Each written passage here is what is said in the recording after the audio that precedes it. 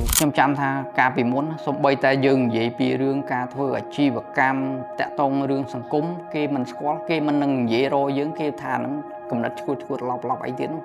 បាទ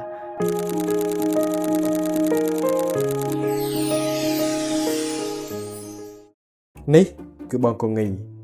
គាត់ជានាយកនៃអត្តបរិស្ថានរបស់សិប្បកម្ម My Dream Home អាជីវកម្មរបស់បងកងីគឺស្ថិតនៅក្នុងចំណោមអាជីវកម្មដំបូងគេបង្អស់នៅក្នុង Ecology នៃ Impact Hub ភ្នំពេញបាទ Impact Hub និង My Dream Home ខ្ញុំគិតថាអាយុតណាលគ្នាបងចុះពេលនោះបងស្គាល់ Impact Hub ភ្នំពេញតាមណាដែរដោយសារតែអបពីខ្ញុំនៅជាមួយនឹង Impact Hub ដែរខ្ញុំសុំ co-working space មួយរបស់ Impact Hub ដាក់តុកទៅនៅកន្លែងហ្នឹងជាមួយគាត់នៅជាមួយគ្នាតាំងពី beginning អញ្ចឹងអត់មានរឿងអីដែលបំភ្លេចទេបាទចុះដល់ឆ្នាំកន្លងមកនេះ Impact Hub ភ្នំពេញបានគ្រប់គ្រងបងអ្វីខ្លះដែរ Impact Hub ជួយបានច្រើនមែនទែនគាត់បានជួយផ្សព្វផ្សាយពី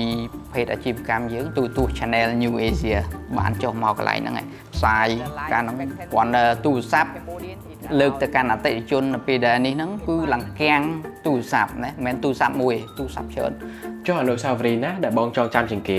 memory ជាមួយនឹង Impact Hub មានច្រើនពិបាកនឹងក្នុងការបំភ្លេចថ្ងៃដែលខ្ញុំទទួលបានជា Top 10 Promising Social Enterprise in the World ហ្នឹងខ្ញុំអាចទៅបានទេនៅប្រទេសឥណ្ឌាមុំបាយហ្នឹង Melanie គាត់អាចទៅបានអញ្ចឹងគាត់ឡើង pitching អំពី My Dream Home នៅពេលហ្នឹងក្នុងពេលដែលគាត់